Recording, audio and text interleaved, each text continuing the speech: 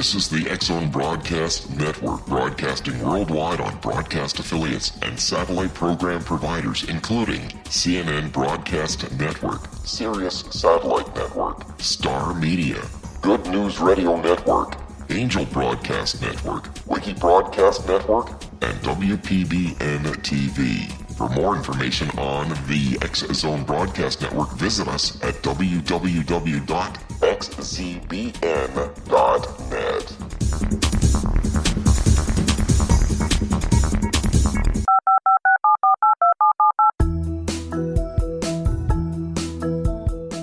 Did you know that when you're on the road with limited data or Wi-Fi, you can still listen to the X-Zone Radio Show with Rob McConnell, The Science of Magic with Gwilda Wiyaka, X-1, Dimension X, Space Patrol, and every minute of the X-Zone Broadcast Network by calling 213-401-0080, courtesy of Audio Now. No smartphone, app, or internet needed. It saves your data plan, and it's free if you have unlimited minutes. Call 213-401-0080 to listen on any phone, anytime, anywhere. Remember, 213-401-0080 for the best of the paranormal, parapsychology, and sci-fi radio programming anywhere, 24/7, 365.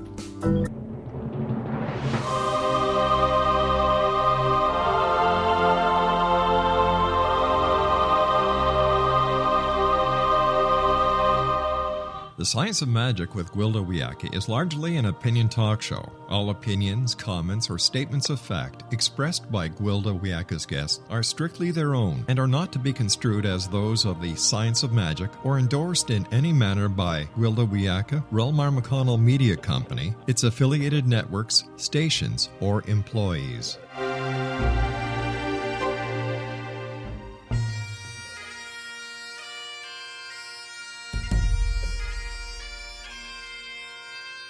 Welcome to the Science of Magic with Gwilda Wiyaka, a program dedicated to uncovering the unified nature of reality and humanity's ever-evolving place as truly galactic beings.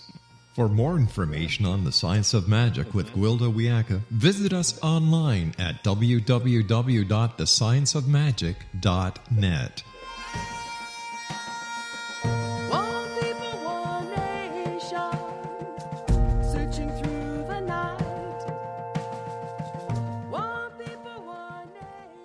Welcome to the Science of Magic, a place where science and magic come together to transform fact into evolving truth. We're proudly coming to you through the ever-expanding X-Zone Broadcast Network, xzbn.net, and can also be found on our website, thescienceofmagic.net. I'm your host, Gwilda Wiyaka. This hour we'll be exploring the collective. All of my shamanic teachers, many from diverse cultures and practices, taught through stories and perceived information in metaphors. To a one, they were in touch with all of our relations. Rather than viewing life as a series of random, unrelated events, they saw a collective of interrelated, interactive frequencies. Every nuance of every tone was seen as an integral and necessary part of the song of life. They believed that every word, act, thought, or expression creates a unique chord, endlessly echoing backward and forward through the corridors of time. Like energy, these tones of data are neither created nor destroyed, but available at any time to those who know how to access them. Anything that's ever happened or will happen is present now. Every shamanic practice has some form designed to access these stores of knowledge. This stockpile of information is known by many different names, from the ancestors to the Akashic records. My Choctaw teacher told me his people used to carry the bones of their ancestors with them when they moved from place to place. The practice honored those who had gone before and preserved the wisdom the old ones carried. We're just starting to recognize how DNA is a form of coded frequencies. Through expressing frequency code, our DNA dictates how our bodies grow and function. Shaman are frequency masters. There are many shamanic skills designed around reading and decoding the information stored in the DNA. Bones containing DNA of the ancestors also carry generational knowledge available to the trained shaman. Many shamanic practices work with the blood for the same reason. All information that has ever been or will be is held in frequency form at the quantum level. Another access point to these cords of knowledge is through nature. By focusing on the betwixt and between of the elements, a shaman can tap into the place where all life meets, the quantum field. Some meditate on the space between the candle and the flame, the stone and the water, the horizon and the ocean, and so on. Some meditate on mandalas, others sacred geometry, and some read the clouds. Many ancient texts and icons carry symbology designed to speak to the subconscious through the imagination. From stained glass to cathedral paintings, these images are designed to trigger us into the quantum field. As all life works together in perfect concert, natural events dovetail and can serve as an access point to this information, thus the practice of omenology. By studying and decoding omens, we can access Akashic or quantum-level data. There are no random coincidences or synchronicities. Everything carries the blueprint of the symphony of life and its place within it. We've forgotten this rich treasure trove of knowledge available to us all. We've left it in the hands of our mystics while we try to recreate the wheel through our mental machinations and scientific studies. Only the most recent studies or the latest, greatest inventions are considered worthy of our regard. Our elders are viewed as obsolete and worthless. Ah, the arrogance of youth. Look around you. Where has it gotten us? Modern-day society is desperately in need of the wisdom of our ancestors and the vision of our descendants. It's beyond arrogant to think we can do anything constructive in a vacuum. We need the wisdom held in the collective. Wake up and look around. The environmental crises are eloquently reflecting our folly. Our guest this hour, Trenace Rose, is the author of the Akashic Alphabets. She was introduced into transcendental meditation at age 16 and has been active in yoga since. After this commercial break, I'll introduce Trenace, and together we'll explore the collective consciousness, Akashic records, and symbolic activators. So don't go away. You're listening to The Science of Magic, thescienceofmagic.net.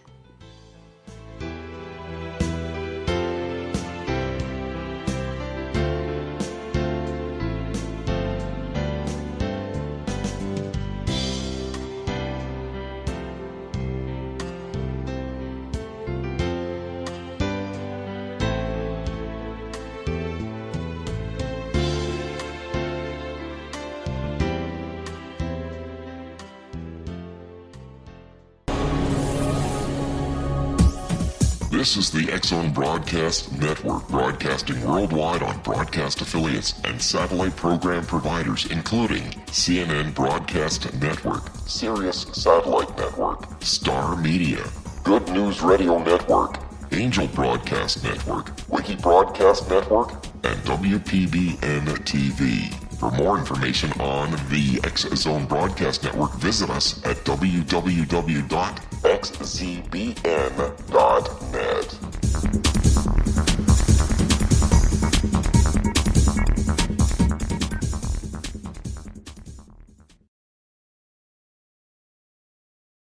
How would you like to be able to read other people's minds? Well, the next best thing is here. When you know how to read a person's name, you know how the person thinks, feels, and behaves. Each letter in our name holds a key to unlock our true essence. Our name contains both our gifts and challenges in this lifetime. Mnemology science discovers personality secrets hidden in the placement of the letters of our names, including the first and last impression people remember about us. Sharon shows us how to interpret the arrangement of letters as outlined in her book, Know the Name, Know the Person. Sharon Lynn Wyeth created mnemology science after 18 years of research and testing her theories, and has supported thousands of people around the world in understanding themselves and others better. You'll enjoy Sharon's unique teachings as she shares her system to learn the gifts behind your given birth name. Even if you don't like your birth name, there are jewels in this book. If you're thinking of changing your name, ready to name your child, or wanting to get along better with others, this is the book for you. If you'd like to improve your relationships and change your life for the better, get the book today, Know the Name, Know the Person, or visit www.knowthename.com. That's www.knowthename.com.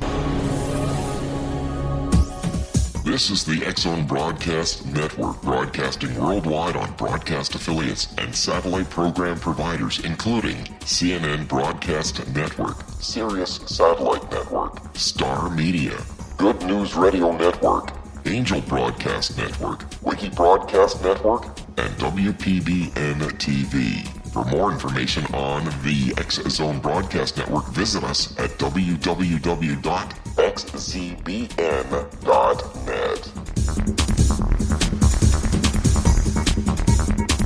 Afterlife expert Roberta Grimes was the first one to say that dying can be fun. Now her best-selling book, The Fun of Dying, is available in stores worldwide. So if you wonder whether death ends life, how it feels to die, or what heaven might be like, The Fun of Dying was written for you. And if you have always been afraid of death, or if you worry that your life has no meaning, let The Fun of Dying ease your fears and bring new meaning to your life. Nothing said in The Fun of Dying is based on the teachings of any religion. Instead, Roberta draws on evidence to explain how death happens, how it feels, and what comes next. A lot of the best death-related evidence was produced in the first half of the 20th century. When it is put together with recent discoveries, it tells a consistent and amazing story. Roberta Grimes blogs and answers questions at robertagrimes.com. Her wonderful book, The Fun of Dying.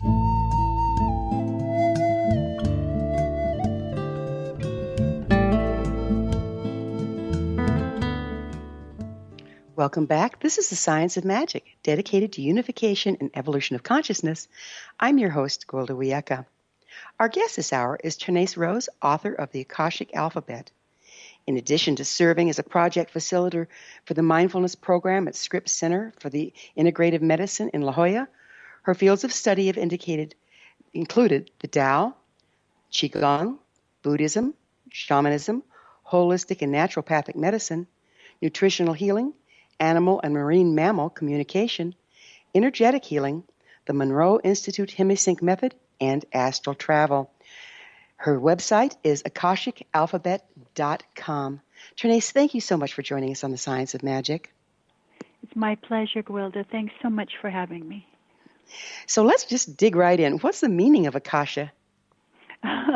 Well, it's an ancient Sanskrit word, and it means sky, space, or ether, where the collective subconscious mind resides.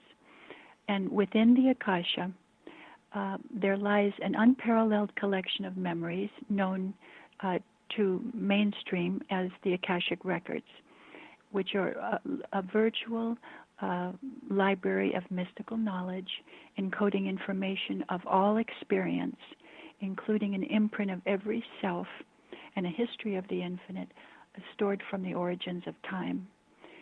The wisdom from this energetic heart, whose fabric connects all humanity, life forms, and elements, is accessible to all of us with pure intention through meditation. Okay, so when did you first become aware of the Akashic Records?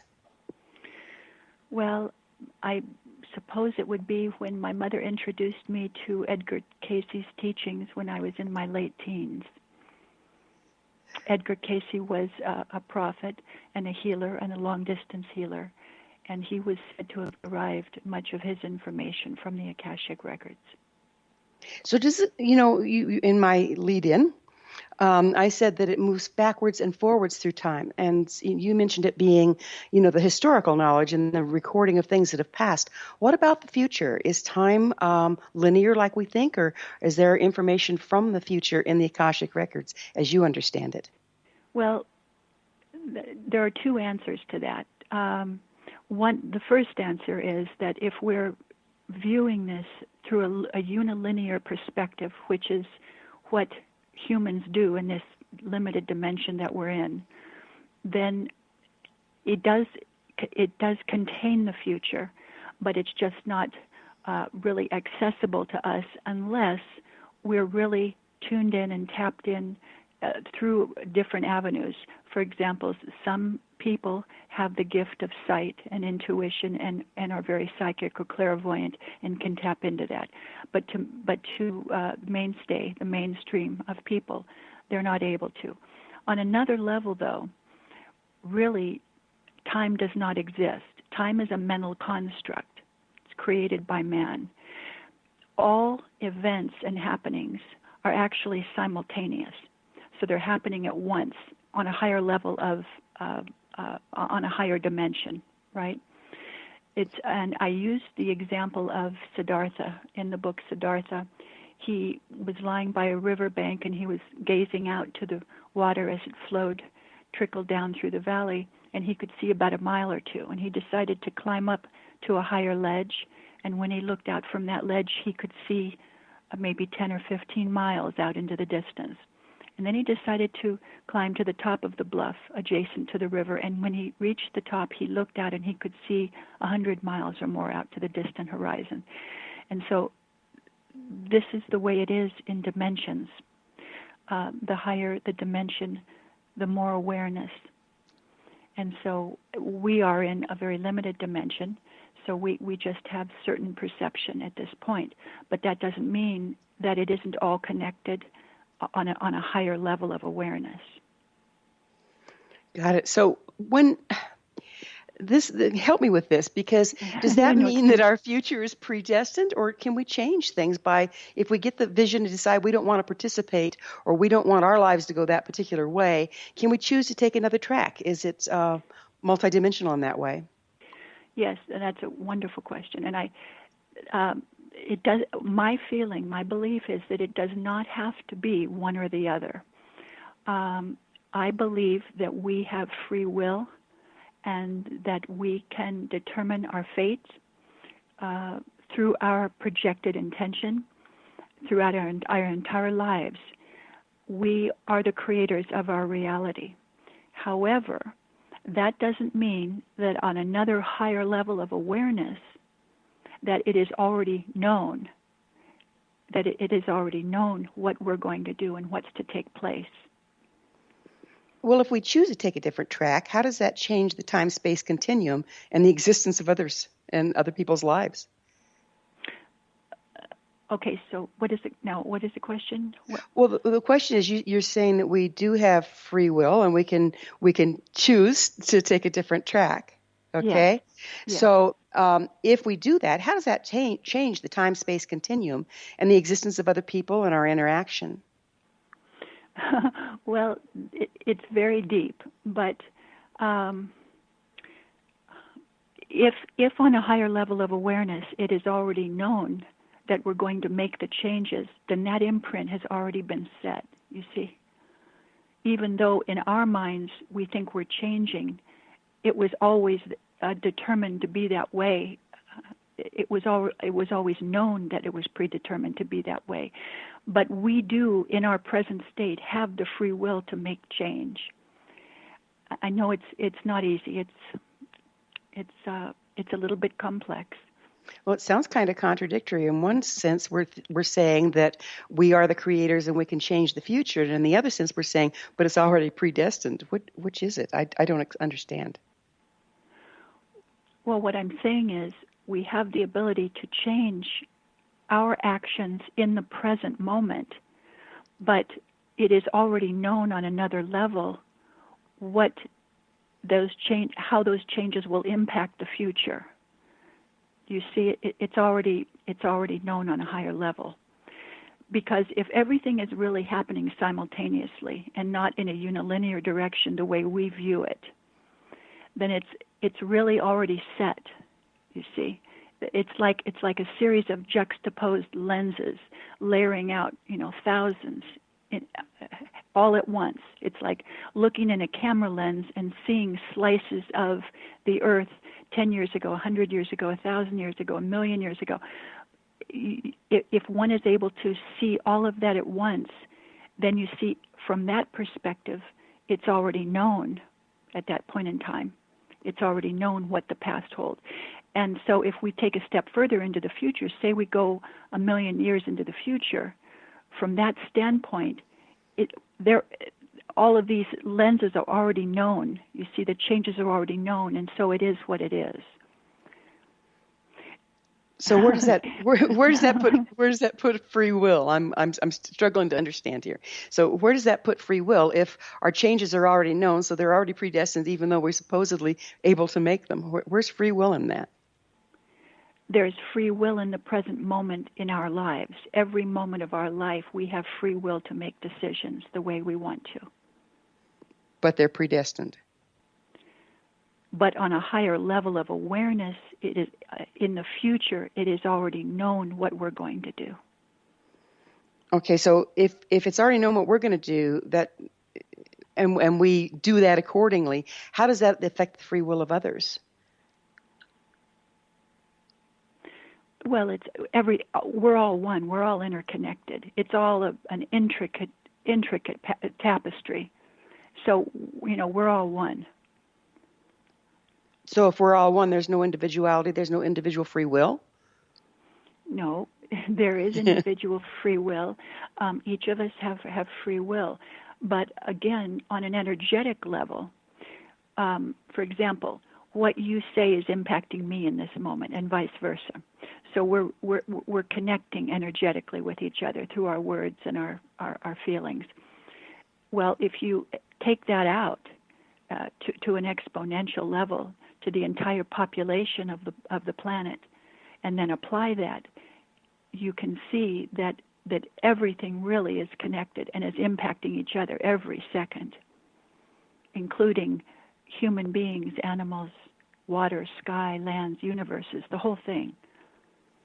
So the time-space goes beyond this planet, is that correct? Oh, yes. It's infinite. And so that's infinite to us. We as far as we can see at this point.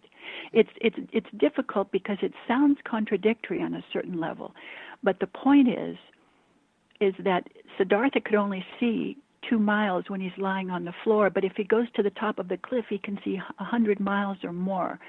So if you're looking at it from that heightened state of awareness, then one can understand how one with a greater sense of awareness, more highly evolved awareness, would be able to see everything in a much different light.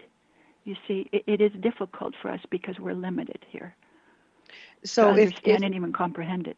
So if this goes throughout existence, we can change the destiny throughout all of existence by changing our intent, by making different choices for ourselves. Well, how do I say? We can only change the present. We can only that's not right. We can change our present actions and our behaviors, which then ultimately impact the future. But as I say, even though we are making up our mind to make a decision every instant, we're making a choice of some kind. On another higher level, it is already known that we're going to do that, because if time is happening all at once simultaneously, you see, and it could be viewed by one who is, say, in the 11th dimension, then they would see, like I described to you, thousands of lenses all at once of what has happened and what is to happen, and so there would be a greater awareness of what the future holds at that point. It's not so simple that you can just say, A, B, C, because you're looking at it from two completely different perspectives. One person is looking at it in a very limited dimension from the bodies and the way we're living on this planet during this moment in history. And then if you take it to a higher level, say move it out 1,000 years from now, then it's a completely different perspective of awareness, and they're not operating by the same rules that we are, you see. No, but you know what? On the other side of a break, we're going to go into this a little bit further. Okay. It's very fascinating and hard to wrap the head around. So, yes, it is. Yes, absolutely, it is. Yeah, and thanks for sticking with me on trying to figure this one out. I think we all are very curious how this works. Okay. So, Trenace and I will return to our discussion after this short break. We're coming to you through the land of leading-edge paranormal broadcasting, the X-Zone Broadcast Network. Don't miss the other fine shows and hosts on xzbn.net. You're listening to The Science of Magic, thescienceofmagic.net. I'm Gwilda Wiyaka. We will be back, so don't you go away.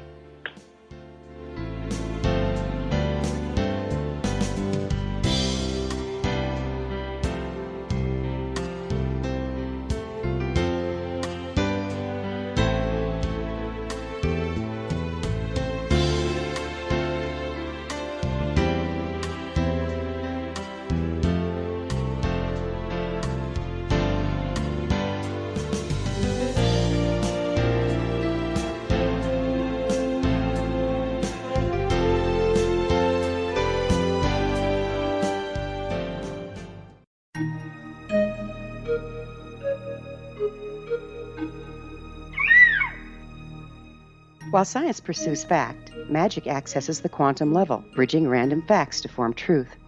As long as science and magic remain separate and polarized, the truth cannot be known. I'm Gwilda Wiyaka. Join me on the Science of Magic radio program, dedicated to unification and evolution of consciousness. During each episode, I'll be speaking with experienced and respected scientists and mystics. From astrologers to astronomers, from medical doctors to shaman, the scientific method to dowsing and intuition, we'll weave together information from seemingly divergent practices to promote unity and enlightenment. Join me, Gwilda Wiyaka, and the Science of Magic right here on the Mutual Broadcast Network. For more information, visit www.thescienceofmagic.net. Gibbs A. Williams, Ph.D., is a practicing psychoanalyst, supervisor, researcher, and author in New York City. Much of his life has been dedicated to understanding nature and the uses of meaningful coincidences or synchronicities. His radical and original non-Jungian, non-mystical, non-magical theory of synchronicities illuminates much of the fog surrounding this challenging and perplexing topic. His ideas and manners are fresh, presented in a style that is both entertaining and highly informative. He is also an expert on crisis intervention, specially focused on violence reduction for the police and citizens, mastering anxiety, frustration, and stress without the use of medication, and effectively preventing and treating heroin addiction. Dr. Williams can be contacted at his email address at gwilliamsny11@aol.com or visit his website at... Wouldn't you love to know the secret to everything? Well then, meet Dr. Kimberly McGeorge and her cutting-edge breakthrough knowledge that combines science with possibility. Dr. Kimberly brings real-life answers and healing to those open to alternative solutions. She teaches solution-based programs and classes that will change all areas of your life forever. Specializing in conscious creation, intuitive readings, and energy medicine, you can rapidly shift health, relationships, business, and money and abundance challenges quickly. Receive her best-selling book, Secret to Everything, at no cost by going to secrettoeverything.com/X-Zone. That's right, transformation can start now. Just go to secrettoeverything.com/X-Zone and receive Dr. Kimberly's book for free. Afterlife expert Roberta Grimes was the first one to say that dying can be fun. Now her best-selling book, The Fun of Dying, is available in stores worldwide. So if you wonder whether death ends life, how it feels to die, or what heaven might be like, The Fun of Dying was written for you. And if you have always been afraid of death, or if you worry that your life has no meaning, let The Fun of Dying ease your fears and bring new meaning to your life.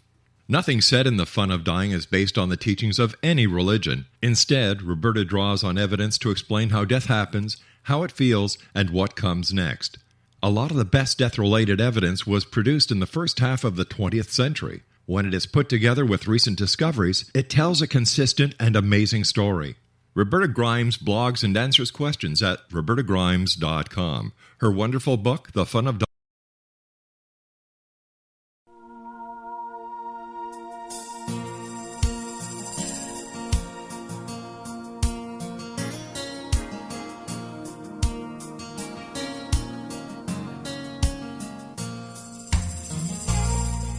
Welcome back. This is the Science of Magic, a place where magic and science come together to promote enlightenment. I'm your host, Gwilda Wiyaka. Our guest this hour is Trenace Rose, author of The Akashic Alphabet. Trenace, we were trying to wrap our head around some really complex, seemingly contradictory viewpoints of how the quantum field works versus how the Akashic records work. And so if our actions are simultaneously through all dimensions, there's no divination of time. How does cause and effect work within that, and how can it be predestined? I'm still a little lost, so if you wouldn't mind helping. Okay, well, another segment of this that we haven't discussed should be discussed now, I think. Depending upon one's viewpoint and perspective regarding spirituality or religious study, I myself believe that there are many universal truths that run inherent throughout many different spiritual belief systems.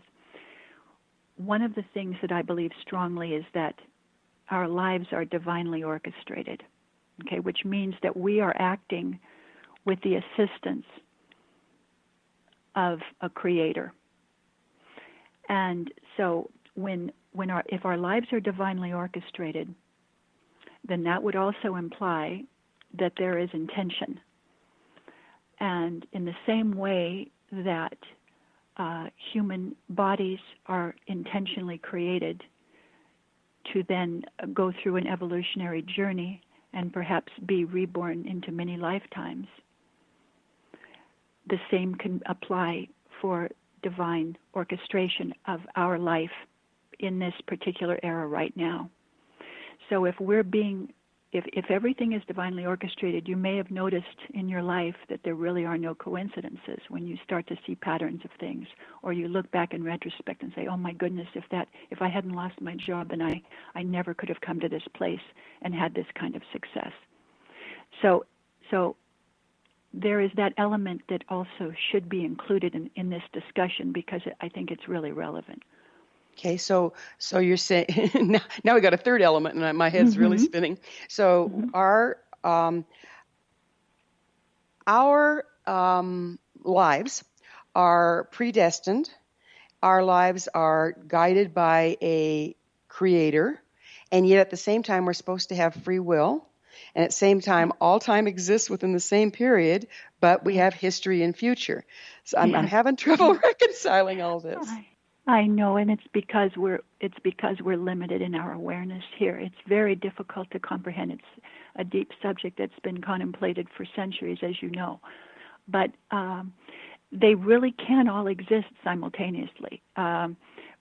We have free will. As you know, we can make any choice that we want to at any given moment. The choice to discern between things is ours to make. But that doesn't contradict the fact, it doesn't have to conflict with the idea then that on another level of awareness, it's already known what we're going to do. And even though we are not aware that we're being guided, although some of us may very well be aware that we're being guided and welcome the guidance and embrace it and ask for the assistance through our prayers and meditations at any point in time during the day or night, that also does not have to conflict with our will. We are gifted, I believe, with what is called divine will, which is our power of choice and our power to live and make decisions. But again, on another level, it's already known what we're going to be doing, even though we don't have that awareness. So and it's almost like you just have to trust in that. In that logic, it's a theory, it's a belief, it's a philosophy. So if we are indeed limited, which I know we are, and I've certainly noticed throughout my lifetime that my understanding has evolved, and my awareness of how life works has evolved, and therefore my perspective and my reality has evolved. But how can we be sure that what we're perceiving is actual fact? I mean, how, you and I are having this wonderful philosophical discussion. How can you be sure what you're saying is real? Well, again, now, it's a very personal thing, very personal. And what is true for one person does not necessarily have to be true for another, because our lives are projections of our reality and the way we believe and the way we think. So each of us is an individual spirit, has, in my belief, has lived many lifetimes and evolved through many different kinds of journeys.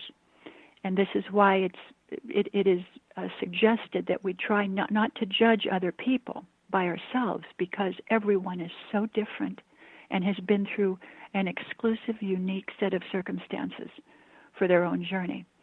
And because of this, everyone has their own thought process, their own belief system. Religion is a very personal thing. Spirituality is very, very personal. And it's almost something that one has to come to on their own path of development and in their own awareness, in their own time. So, because we're all evolving at different rates, different paces. You know, we're all on different journeys. We're not all in this at the same second, the same time.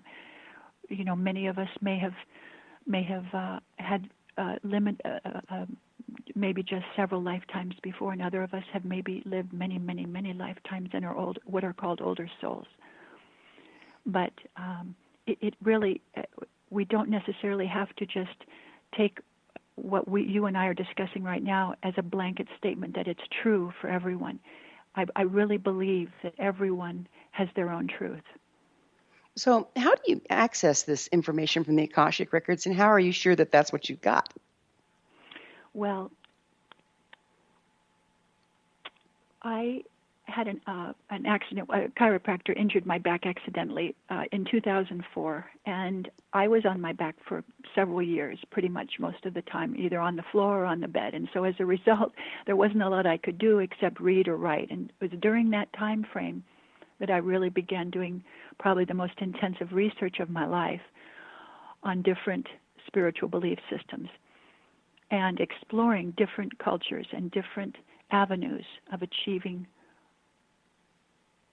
a higher state of awareness. And I happened to go to a breathwork session one weekend, and I really had not researched it. I typically do in advance, but I hadn't done a lot of research on this, so I really wasn't quite sure what to expect with it. And in going through this experience, I started to, I won't go into the details, but there was a time during the breath work that I started experiencing a state of almost panic feeling. I was panicked a little bit because of the breathing. It was almost like hyperventilating, and I was starting to experience a little bit of anxiety that way. And so I did what came most naturally, and I started just invoking angels and God to just assist me and be with me and protect me. And so I started just involuntarily saying a short mantra, I am one with God, I'm one with God, I'm one with God. And I must have said it probably over 100 times in the space of a few minutes.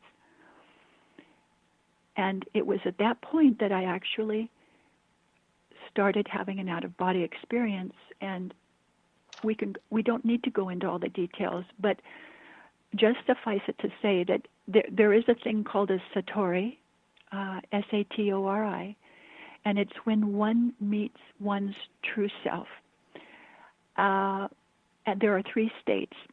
The first state is you go into a dreamlike state, and then you go into the second state is a period of utter silence and bliss. And the third state is actually joining with the collective consciousness, with the oneness of all that is. And this is what I experienced. And it was profound. I felt as though finally, at one point I just realized I was no longer contained in my physical body, and I felt as though there were thousands of tiny parts of me that were everywhere at one time. And it's very hard to describe this in words. But it was during that time, it was like going into a world of static white light, not threatening in any way, very beautiful, very peaceful. And I stayed in that state for probably just a few minutes. And when I came out, my body felt as though I weighed about 500 pounds or more, and I tried to lift my arm and I couldn't lift it. I just felt this enormous feeling of heavy density, like the gravity was just keeping me down, and I could barely move. It took me about a half hour until I could regain my sense of ambulating, and I got up and I slowly walked around. But that was a turning point for me because it sounds just about like a near death. Yeah. Yes. And ironically, I read Dr. Raymond Moody's book many, many years ago when it first released at Life After Life. The near-death experience is very similar to the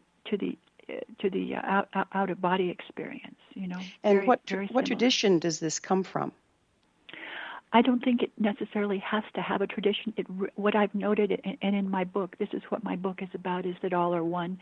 There are many parallels that run throughout various belief systems. For example, shamanism and ancient Qigong, very similar tenets, very similar. And this is true in many beliefs. But there are many, including Hinduism, self-realization fellowship. Well, really, let's see, I can list many, but where they believe that that we are really a spirit and not just a physical body. As you know, the shamans believe that we have a light body, an etheric body, and all of this. So if let's bring this back down to nuts and bolts. How is this useful for the average human being? What's practical about this for us? What's practical is that meditation is a wondrous tool that can assist us in knowing our truth and knowing where to go and bringing about a calm and centeredness to our lives when we're in the midst of enormous upheaval from the outside world all around us and the enormity of stress that comes at us on a daily basis. And by going into meditation, you can receive answers from the collective that help guide you. It's very grounding, and it's very healing. It's when spontaneous remissions of illness can occur, all kinds of things. It's quite an amazing tool. Well, we're about to take another break, but on the other side of it, I would really like to get into the physiology of meditation, why it works, what forms it comes in, and what traditions it comes from. So Trenace and I will be back shortly. You're listening to The Science of Magic, thescienceofmagic.net, the place where altruistic professionals of science and the esoteric create common ground for the betterment of our world. We're brought to you by the leader in paranormal spirituality and alternative health programming, the X-Zone Broadcast Network, xzbn.net. And don't you leave me.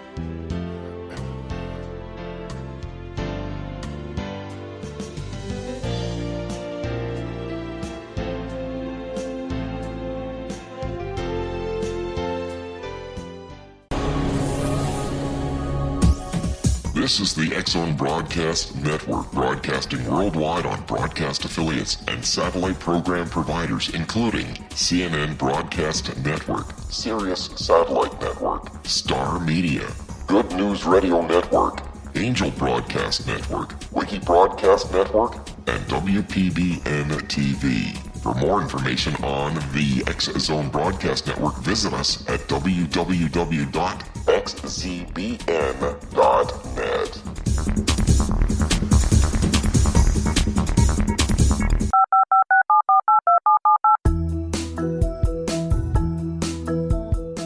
Did you know that when you're on the road with limited data or Wi-Fi, you can still listen to the X-Zone Radio Show with Rob McConnell, The Science of Magic with Gwilda Wiyaka, X-1, Dimension X, Space Patrol, and every minute of the X-Zone Broadcast Network by calling 213-401-0080, courtesy of Audio Now. No smartphone, app, or internet needed. It saves your data plan and it's free if you have unlimited minutes. Call 213-401-0080 to listen on any phone, anytime, anywhere. Remember 213-401-0080 for the best of the paranormal, parapsychology, and sci-fi radio programming anywhere, 24/7, 365.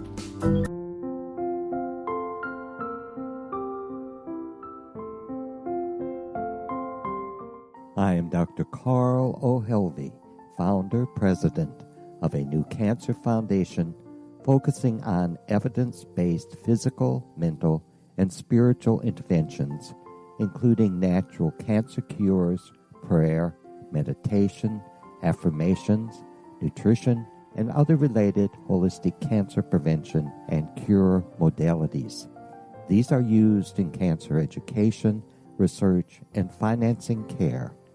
I ask for your help to continue this important work by donating at www.holisticcancerfoundation.com.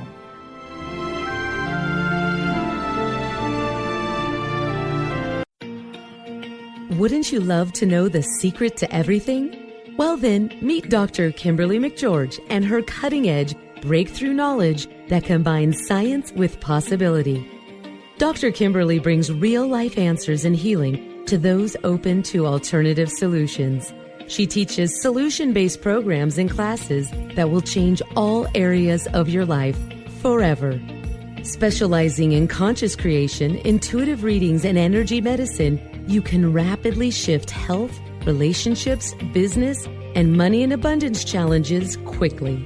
Receive her best-selling book, Secret to Everything, at no cost by going to secrettoeverything.com/X-Zone. That's right. Transformation can start now. Just go to secrettoeverything.com/X-Zone and receive Dr. Kimberly's book for free.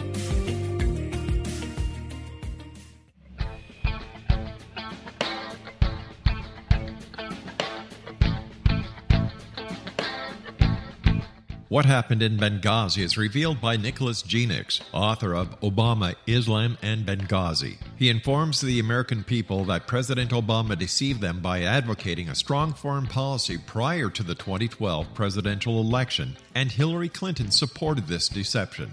As the title infers, there is a connection between Obama, Islam, and Benghazi. Ample evidence informs Americans that Obama's early indoctrination in the Quran developed an affinity for Islam, why the Quran is the source of discontent in many countries, and why the Obama foreign policy deception led to poor military action and caused the loss of American lives in Benghazi. Genix provides 36 questions for the Select Committee on Benghazi to validate if Americans are justified to mistrust President Obama and Hillary Clinton. An overview of Obama, Islam, and Benghazi is presented on the website www.futureofgodamen.com. That's www.futureofgodamen.com. You're listening to the X-Zone Broadcast Network, www.xzbn.net.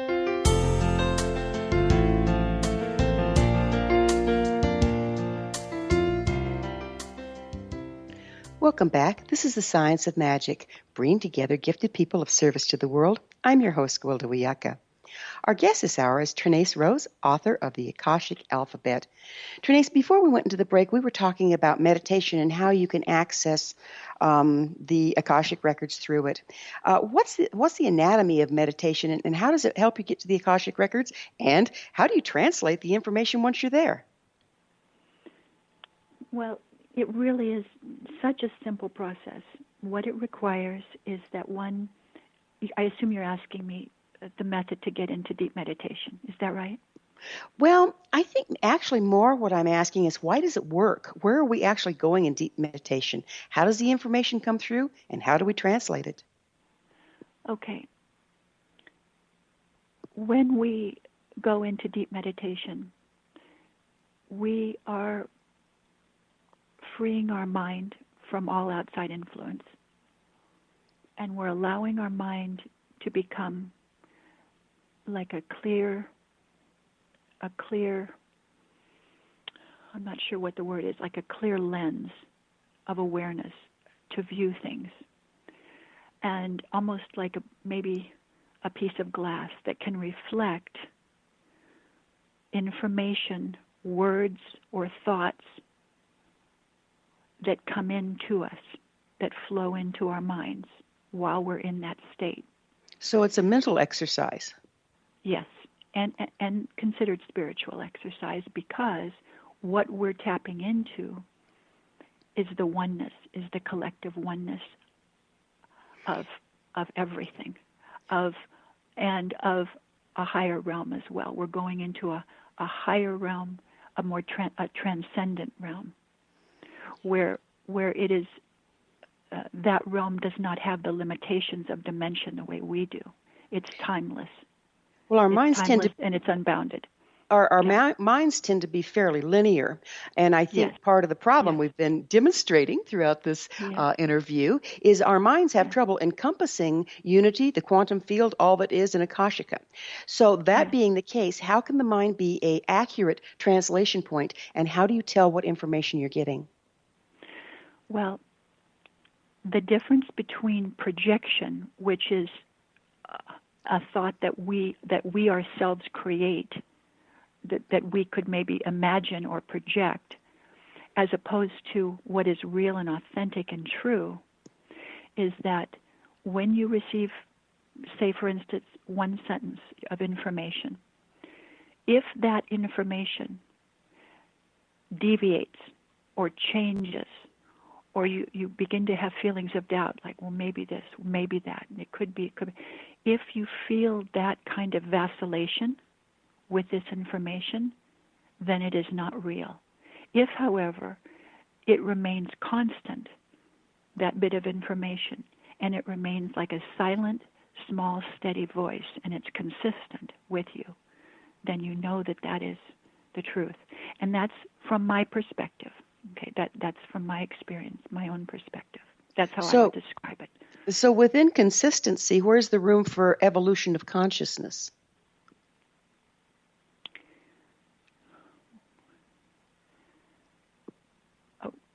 Could you define that question a little more for me? Well, you're talking about the information staying constant. If it's constant, how does it evolve? How do we raise our consciousness if it stays constant? Well, no. What I mean is, if the bit of information comes in and says, you should take this job, or spend more time with your family, or whatever that is, that's what I'm talking about. Information that leads you or guides you to take the next step, or answers a question that's been plaguing you for maybe many weeks or months. That's the information you receive. Now, one can also receive prophetic information, meaning you can receive visions, or you can hear auditory things, or you can receive words in your mind, knowledge about what is about to occur. It depends on the person. It's so individual. But you take that information and then you utilize it in your own life. And so when you're asking me about evolution, we're all, like I mentioned, we're all evolving at our own pace. It's not something that can be done in big giant steps. We're slowly evolving through myriads of circumstances. And it's the choices we make and the decisions we make that determine how our lives unfold. Because so how do you, our lives are what we make them, literally. So how do you reconcile the message coming through your mind of you should do this or you should do that with free will? They seem diametrically opposed to me. Well, because when you go into meditation, you go in with a completely open mind and ask to receive what you're meant to receive, and then you utilize that information. And you can choose to use it or not use it. It's not an order. It's not an order. It's just information that comes into you. You're free to do with it what you wish. You said something interesting earlier I'd like to play with. You said that if it's your imagination, it's not true. We're just imagining something versus something coming in on the mental. Is that accurate, or am I misspeaking you? Well, when I say that, what I mean is you asked me, how do we discern between the difference of what is true and authentic and what is unreal or imaginary or whatever. So I was trying to give you an example of how you can discern the difference between what is really authentic and what is just a mere projection of your mind. Yeah, you know what's interesting here is while meditation is a mental exercise, we've decided that. Did you know that shamanic information does not come through the mind? It's translated by the mind, but it actually comes through the imagination. So if we invalidate the imagination, we're also invalidating another access point to the Akashic records. Would you mind speaking to this? Yes, no, not at all. It does not have to contradict that. The imagination, what shamans call imagination, is not really a pure projection of our mind. It is actually that we are journeying into another form of reality to receive information that is valid and is authentic. So what they're calling imagination really is a dream state of authenticity.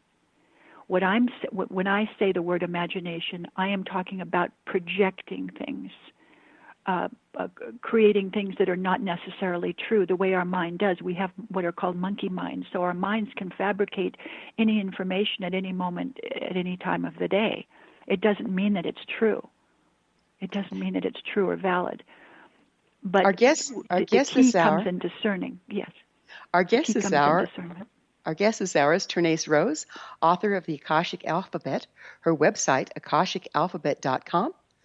Trenace, this is really fascinating, and it's like, would you mind telling me the difference between what our monkey mind or our projections? How can we tell the difference? How do you get to the point that you can tell the difference? What's coming through shamanically through a dream state imagination, or what's coming through monkey mind in the mind? Well, you see, this is the key: is to learn to become discerning, and one can learn to become discerning, like I said, when you get information that remains constant with you, that stays true and steady like a small voice, okay, that keeps repeating the same thing. This is the authentic. If, however, you are experiencing thoughts that are more random, that are conflicted, that create doubt in you, you're not sure which way, then most likely that is not the authentic, that is not the true. Because the true will always be consistent and constant. But it's a very quiet voice that comes into you, so it's not a loud, glaring thing. It's more of a very subtle, still quiet, constant voice. And this is what we need to learn to listen to. So are you saying that there is one truth rather than evolving truth? Or rather than a different truth for each of us at any given time? I would say again that there are universal truths that run parallel in many beliefs, that truth is not limited. What may be true for one person may not be true for another. So it is really an individual kind of a life that we're living. We're living our own unique soul is experiencing our own unique path. And so in other words, you have a truth and I have a truth. There are many universal collective truths too, but there can also be personal truths. And so do these all fit together somehow at some point? Oh, yes. I believe so. I believe everything is interconnected like we discussed earlier.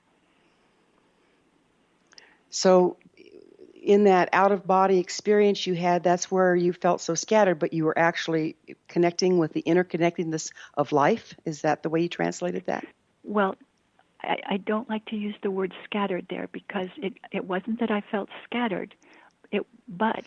You know, I'm sorry, Trenace. Time flies and we're out of it. It's been a pleasure playing with this information. Very stimulating. Thank you for being on the show. Our guest this hour has been Trenace Rose, author of Akashic Alphabet. Her website, akashicalphabet.com. This has been The Science of Magic. You can always listen to past thought-provoking episodes on our website, thescienceofmagic.net. Until next time, dear ones, may you be blessed with knowledge and comforted with love as you explore your personal collective.